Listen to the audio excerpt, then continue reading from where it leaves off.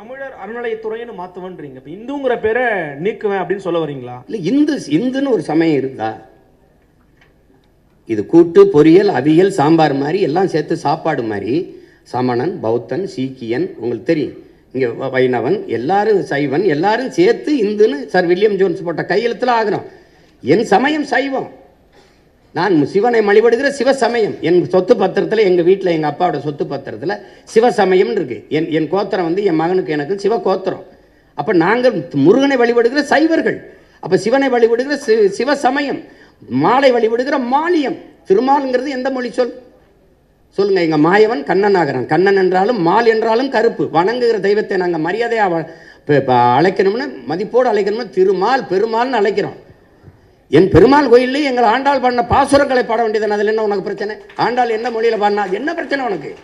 என்ன எங்கள் பெருமாள் கோச்சிட்டு போயிடுவார? 63 நாயன்மார்கள் இருந்த தேவாரத்தை பாட வேண்டியது என்ன பிரச்சனை உனக்கு? இப்போ நான் சொன்ன மந்திரத்தை நான் பாடவா? இப்போ திருவாசத்தை பாடவா? எங்கள் சிவன் கோச்சிட்டு போயிடுவானா? அவன் தான் சொல்றானே, மணி நெற்றி உமிழ்ச்சங்கள் தளல்புரை சடர் சுடர் கடவுள் தந்த தமிழ்ங்கிறான். சிவபெருமானே தந்த மொழிடா அப்படிங்கிறான். அந்த மொழியை நீ பாடாம நீ என்ன பண்ணுவீங்க? நீங்க முதல் தமிழ்ச்சங்கத்தின் தலைவனே அவன் தான்ங்கிறதானே இலக்கியம் சொல்லுது. அப்ப பின்ன என்ன? நீ வேற ஏதோ நான் அமெரிக்காவில் போயிட்டு தமிழிலும் அப்படின்னு போட்டா பரவாயில்ல. கோயிலை கட்டுறது நான், முன்னாடி இறைவனா இருக்கிறவன் அவன், எழுதுனது எங்காலு. அப்ப என் மொழி என் இறைக்கு முன்னாடி நம்ம பேச வேண்டியதானே? அதனால தமிழர் சமய அறநிலை தான். என் முருகனை, என் சிவனை, என் மாயவனை வழிபடுறதுக்கு எதுக்கு இப்போ இந்து சமயம் இருக்குது? இப்போ ஆந்திராவில், இப்போ நீங்கள் வந்து நான் அங்கே வட இந்தியாவில் இருக்கிற தெய்வங்கள் ஒன்று இருக்குது. இப்போ நீங்கள் அப்போ இந்து சமயம் போடுவீங்களா? அது எப்படி போடுவீங்க? அதே இறை நான் என் சமயத்திலேருந்து வழிபட்டு போகிறேன். உங்களுக்கு என்ன பிரச்சனை வருது? என்ன வருது சொல்லுங்கள்? நீங்கள் எங்கே வச்சுக்கிறீங்க? அது என் முருகன் வேலை, எங்கள் சிவன் வேலை, அது எங்கள் பெருமாள் திருமால் வேலை. உங்களுக்கு அதில் என்ன பிரச்சனை இருக்குது? அண்ணா சார், அண்ணா அண்ணா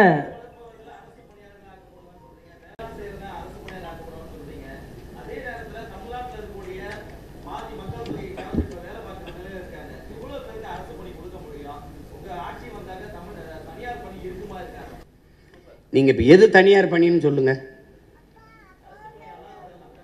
என்ன எந்த பணி இருக்குன்னு சொல்லுங்க. உங்களுக்கு யாரோட தொழிற்சாலை? கொண்டாய் முதலாளி அவர் இங்கே வந்தார். 1 டன் எடையுள்ள கார் தயாரிக்க 4,80,000 லிட்டர் தண்ணீர் தேவைப்படுது. அது மறை நீர்னு சொல்கிறோம், ஆங்கிலத்தில் வெர்ச்சுவல் வாட்டருங்கிறோம். 15 லட்சம் கார், 50 லட்சம் கார் ஏற்றுமதி செய்கிறீங்க. நீங்கள் இந்த கொரியன் முதலாளிக்கு தமிழ்நாட்டு இளைஞருக்கு வேலை கொடுக்கணும்னு என்ன மாரியத்தாவில் வேண்டிட்டாரா, இல்லை திருப்பதி வெங்கடாசலில் வேண்டிட்டாரா? இங்கே மனித உழைப்பு மலிவாக கிடைக்குது. நிலத்தடி நீரை வடமலால் உறிஞ்சிக்கலாம். உற்பத்தி செய்கிற பொருளை விரைந்து எடுத்துகிட்டு போல 8 வழிச்சாலை 4 வழிச்சாலை இருக்குது. தடையற்ற மின்சாரம். ஒரு அரை மணி நேரம் மின் இழப்பு ஏற்பட்டால் உற்பத்திக்கு ஏற்படுற இழப்பை மத்திய மாநில அரசுகள் ஈடுகட்டும்னு புரிந்துணர்வு ஒப்பந்தம் இருக்குது. அதனால நீ வர்ற, எனக்கு வேலை கொடுக்க வர்ற, உனக்கு வேலை தானே வேணும், அரசாங்க வேலை நான் தர்றேன். அதே நிலத்தை வச்சு உனக்கு என்ன பிரச்சனை? காரை ஏற்றுமதி செய்கிற, சோறை இறக்குமதி செய்கிற. நான் சோறை ஏற்றுமதி செய்கிறேன், காரை இறக்குமதி செய்கிறேன். தட்சாலி வரானர். நீங்கள் என்ன நீங்கள் போயிட்டுருக்கிறீங்க? நீங்கள் ஒரு ஆரஞ்சு பழத்தை விளைய வச்சான் ஃப்ரான்ஸு, 50 லிட்டர் தண்ணீரை குடிக்குது. புளிஞ்சா 1/2 கிலோ கோவலை கூட வரல, நிப்பாட்டான்ட்டான். ஏன்னா இங்கிலாந்து பொருளாதார மேதை ஜான் ஆண்டனி ஆலன் சொல்கிறான், இந்த ஆசிய கண்டத்தில் இருக்கவன் தான் அந்த பணத்தையும் தங்கத்தையும் வச்சு பொருளாதாரத்தை மதிப்பிடுறான். ஐரோப்பிய கண்டம் நாடு முழுமைக்கும் அவன் நீர் பொருளாதார கொள்கைக்கு வந்துட்டாங்கிறான். எந்த நாடு நீர் அதிகமாக வச்சுருக்கானோ அவன் தான் பணக்கார நாடுன்னு வந்துட்டான்ங்கிறான். அப்போ நீ என்ன பண்ணுறான்? அவன் பிரான்ஸ் ஆக நீர் ரொம்ப திங்குற, கண்ணுக்கு தெரியாமல் களை போதுறான், நிப்பாட்டான்ட்டான். சீன பன்னிக்கறியை விரும்பி சாப்பிட்டான். 1 கிலோ கறி வர 8600 லிட்டர் தண்ணி தேவைப்படுது. 1 கிலோ கறி பன்னிக்கறி மேசைக்கு வர. வளர்ச்சியை நிற்பா, வளர்ப்பதை நிறுத்துறான்ட்டான், இறக்குமதி பண்ணிக்கிறோம்ட்டான். ஏன் இவன் இதே கொரியன் முதலாளி அவன் ஊரில் கொரியாவில் உட்காந்து இந்த ஃபோர்டு இந்த இந்த கொண்டாய் காரை தயாரிக்க வேண்டியதானே? ஏன் நான் வேணான்னு சொல்லையே? உனக்கு வேலை தானே, அது நான் தர்றேங்கிற. அப்புறம் அவன் கொரியன் முதலாளிட்டு வேலை தந்தா தான் காசு உனக்கு இனிக்குமா? நான் கொடுத்த காசு கசக்குமா என்ன? உனக்கு என்ன பிரச்சனை? உனக்கு வேலை தானே வேணும், வேலை தானே வேணும். நீ பாலை ஆந்திராவிலேருந்து இறக்குமதி செய்ய உனக்கு அவமானம் அல்ல? கறி ஆந்திராவிலேருந்து ராஜஸ்தான்லேருந்து இறக்குறிய உனக்கு வெக்கம் அல்ல? வெக்கம் அல்ல? ஏன் உனக்கு ஆடுமா? நீ மேய்க்காத, உனக்கு நீ வெளியில போ, உனக்கு மேய்க்க நான் மேய்ச்சிக்கிறேன், உனக்கு என்ன? ஆனால் கறி தின்ன காட்டி வச்சு உதச்சு போடுவேன். என்ன விளையாட்டு படிக்கிறீங்களா? எது அவமானம்னு பாரியா? அரசு சாராய கடை திறந்து வச்சு குடிக்க வைக்குது, அங்கே படித்தவனை ஊற்றி கொடுறாங்குது. என்ன நீ மேய்ச்சிட்டு இருக்கிற? நீ அது போய் அது அரசு வேலையாக இருக்கலாம். நான் சொல்றது அரசு வேலை. உலகத்துக்கு சோறு போடுறவன் அரசு வேலையாக இருக்கலாம், இருக்கக்கூடாது. அவன் சொல்றான்டா, என் பாட்டேன் சுழன்றும் ஏற்பின்னது உலகம், அதனால் உழந்து முளவே தலைங்கிறான். இருந்தோம்பி இல்வாழ்வதெல்லாம் விருந்தோம்பி வேளாண்மை செய்து பொருட்டுங்கிறான். உழவினார் கைமடங்கின் இல்லை விளைவதும் விட்டேன் பார்க்கும் நிலைங்கிறான். எதுவுமே வேணாம், பொன்னாசை மண்ணாசை மக்களாசை எதுவுமே பற்றற்று போன திடீர்னு இந்த இது வந்துருச்சா, அந்த இது வந்துருச்சா, உடை வந்துருச்சா, எங்கிருந்து வருது? சும்மா எது அசிங்கம்னு தெரியறது இல்ல, எது கேவலம்னு தெரியறது இல்ல. பீஸா பறக்கிறது கோ குடிக்கிறது உனக்கு நாகரிகம்னா நான் என்ன பண்ண முடியும்? ஏன் இளநீ கரும்புச்சார் பழச்சாறு குடிக்க மாட்டியா? சட்டம் வருது, தேசிய குடிபானம்னு வருது. கரும்புச்சார் பதநீர் இளநீர் பழச்சாறு வரும். சமூகம் கெட்டு கிடக்க பேச மாட்டேன். நீ பழச்சாறு கடையில் எங்க கூட்டம் இருக்கு, சாராய கடையில் எவ்வளவு கூட்டம் இருக்கு, நூலகத்தில் எவ்வளவு கூட்டம் இருக்கு, திரையரங்கில் எவ்வளவு கூட்டம் இருக்கு, கால் செருப்பு கண்ணாடி குளிரூட்டப்பட்ட அறையில் இருக்கு, காய்கறி தெருவில் கிடக்குது. இதை மாற்றணுங்கிற, அதுக்கு தான் தலைகீழ் மாற்றம்னு சொல்றேன். புரட்சி என்பது தலைகீழ் மாற்றம்ங்கிறேன். சும்மா போட்டு பேசிக்கிட்டு இருக்கான் சீமா, ரொம்ப நாளாக பேசிட்டு இருக்கான்னு நீ வாய்ப்பு தரல. சரிதான் ஆண்டுட்டி. ஐயா ஸ்டாலின் ஆட்சியில் 5 வருஷம் ஆண்டுட்டேன், அந்த ஐயா எடப்பாடி 4 வருஷம் ஆண்டுட்டேன். ஒரு தடவை கொடுத்து பாரு, நல்லாலே விரட்டி வெட்டி அடி, கல்லெடுத்து கூட ஏறி சிலுவையில் கூட ஆற, ஒரு தடவை கூடு. அப்போ தெரியுமில்ல அது கற்பனையா இல்லை அது நிஜமானு உனக்கு தெரியும், உண்மையானு தெரியும். எவ்வளவு திறமை இருந்தாலும் வாய்ப்பு இல்லைன்னா எப்படி வெளியில் தெரியும்? நானும் 15 வருஷமாக கத்துறேன், இதுக்கு மேலே கத்தவே முடியாத அளவுக்கு கத்திட்டேன். அப்புறம் அது எப்படி செஞ்சிருவா, எப்படி வேலை கொடுக்குறேன்னா இல்லையான்னு மட்டும் பாரு.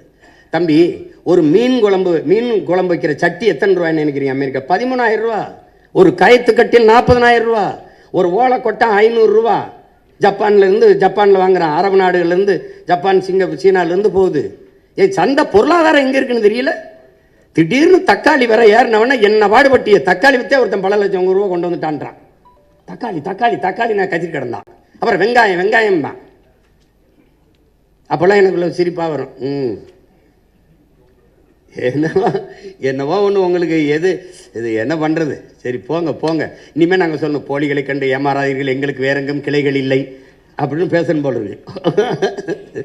ஆனால் இப்போ இந்த தூய்மை பொறியாளர் அப்படின்ற ஒரு தலைப்பில் வந்து என்ன சொல்றீங்கன்னா, ஒரு குறிப்பிட்ட இனக்குழுவை சேர்ந்தவர்கள் மட்டும்தான் தூய்மை பணியாளர் அந்த பணியில் இருக்காங்க. இதை முற்றிலும் தடை செய்யணும்னு சொல்லியிருக்கீங்க. முற்றிலும் தடை செஞ்சுட்டா அதுக்கு மாற்று என்ன அப்படின்ற ஒரு கேள்வி இருக்குது. ரெண்டாவது, இதை வந்து ஒரு பெருமைக்குரிய அரசு பணியாக்கணும் அப்படின்ற ஒரு வாக்குறுதி கொடுத்துருக்கீங்க. ஆனால் சமீபத்தில் இந்த தூய்மை பணியாளர் போராட்டம் எடுக்கும்போது அவர்களை பணி நிரந்தரம் பண்ணணும் அப்படின்ற கோரிக்கை வந்தப்போ ஒரு அரசியல் கட்சி தலைவர் வந்து பண்ணக்கூடாது அப்படின்ற சொல்லியிருக்காரு. ஸோ இது எப்படி முரண்பாடுகள் வரது எப்படி பார்க்குறீங்க? இல்லை நம்ம வந்து இதில் என்ன தம்பி, ஒரு குறிப்பிட்ட சமூகம் செய்கிறதுங்கிறப்போ தான் இது இவங்க வந்து அது இழிவாக்குறதுறாங்க. இப்போ வேளாண்மை வந்து நான் ஒன்று சொல்கிறேங்க, வேளாண்மை செய்கிற வேளாளர் உங்களுக்கு புரியுதா? இப்போ கடலில் வேளாண்மை, இப்போ மீன் பிடிக்கிறவர் மீனவர்னு நீங்கள் சொல்கிற நம்ம பிரிக்கிறோம். இப்போ நான் வேட்டையாடுறேன், விடுமுறை காலங்களில் வேட்டையாடுறேன், நான் வேடுவன் ஆயிடுறேன், நான் குறவர் ஆயிடுறேன். நான் ஆடு மாடு வளர்க்குறேன், நானும் ஆயர் ஆயிடுறேன். நான் வேளாண்மை செய்கிறேன், வேளாளர் ஆயிடுறேன். எங்கள் உறவுகள் கடலில் மீன் பிடிக்கிறாங்க, நான் கம்மாயில் மீன் பிடிக்கிறேன், நானும் மீனவர் ஆயிடுறேன். உங்களுக்கு புரியுதுன்னு நினைக்கிறேன். இப்போ எந்த வேலையும் யாரும் செய்யலாம். நீ ஒரு இழிவுன்னு கருதாத, அது அரசு வேலையாக்கு, படித்தவன் படிக்காதவன் எல்லாரும் செய்யலாம். இந்த முறையை மாற்றிடுவோங்கிற துப்புரவு பண்ணிடுற. இப்போ அமெரிக்கா சிங்கப்பூர்லாம் எப்படி பண்ணுது? ஒரு நவீனமாக நல்ல சுகாதாரமாக பூட்ஸு கிட்ஸு க்ளவுஸ்லாம் போட்டு வண்டி வச்சு சுத்தமாக எடுக்கலாம். முதல்ல குப்பை இல்லாத நகரத்தை உருவாக்க நம்ம கற்றுக்குருவோம். எதுக்கு தூய்மை, எதுக்கு நீ அசுத்தமாகுது, எதுக்கு குப்பை வருது, எப்படி வருது? ஏன் நீ வீட்டை நீ குப்பையாக போடுவியா? அப்போ எப்படி நாட்டை குப்பையாக்குற? நான் வரும்போது நீ அப்படிலாம் குப்பையை போட முடியாது. எல்லாம் தெருவேல்னு எங்கே பார்த்தாலும் உன் வீட்டுக்குள்ளே தவிர வெளியில் நடந்தீங்கன்னா 2 கண்ணு பார்த்துக்கிட்டே இருக்கும். முழுக்க கண்காணிப்பு கருவிகளால் கண்காணிச்சிருவேன். நீ தப்பிக்கவே முடியாது. நீ குப்பையை அங்கிருந்து தூக்கி போடுறது அதெல்லாம் பண்ண முடியாது. குப்பையை கூட ஒழுங்காக தெரியாத நாடு குப்பை மேடாக தானே போகும். அதனால தான் அவங்க தூய்மை பணியாளர் என்பதையும் தாக்கி தூய்மை பொறியாளர்கள்னு மாற்றி அதை அரசு பணியாக மாற்றுவேன்னு சொல்கிறேன். நீங்கள் அந்த பணியை நீங்கள் எதுக்கு, நான் அதுக்கு குப்பையில் தான் வச்சுக்கிறேன்னு நினைக்கிறீங்களா? மரக்கண்டு நடக்கூடாதா? சொல்லுங்கள், மரக்கண்டு நடக்கூடாது, மற்ற வேலைக்கு பயன்படுத்தக்கூடாதா? நான் 10 ஆண்டு பசுமை திட்டம், பல கோடி பண திட்டத்தில் பல பேர் வேலைக்கு எடுப்பேன். அப்போ அந்த இடத்துல நீங்கள் வந்து அந்த பகுதி நேரம் போக, இப்போ தென்கொரியாவில் அவர் என்ன சொல்கிறார், போய் நீ பகுதி நேரம் சண்டை வரும்போது சண்டை போடு, இப்போ மாடு மெயின் சொன்னாரா இல்லையா? சொல்லுங்கள். நான் சொன்னது சிரிக்கிறீங்கல்ல. இப்போ நான் சொல்கிறது தானே அவர் இப்ராஹிம் ட்ரோரே பண்ணி கொண்டிருக்கிறாரு. ஒரு சின்ன பையன் வந்து ஒரு திடீர்னு ஒரு நிலத்துக்குள்ளே அவளை பண்ணும்போது நம்மளால் பண்ண முடியாதா? ஒரு கனவு இருக்கணும்ல. இப்போ நான் சொல்லும்போது சிரிக்கிறீங்களா? கெஜ்ரிவால் எப்படி பண்ணாப்ல? அந்த 5 ஆண்டுக்குள்ளே அந்த இதில் பண்ணிட்டார்ல, அவளை தூக்கி கொண்டு வந்துட்டார்ல. 60 ஆண்டுகளை நீ பண்ணலையே. அப்போ உனக்கு நோக்கம் இல்லை, அவனுக்கு நோக்கம் இருந்தது. தான் அங்கே அந்த அந்த பெரிய மனுஷன் அந்த பினராயி விஜய் எப்படி தரத்தை உயர்த்தி கொண்டு போயிட்டாப்ல.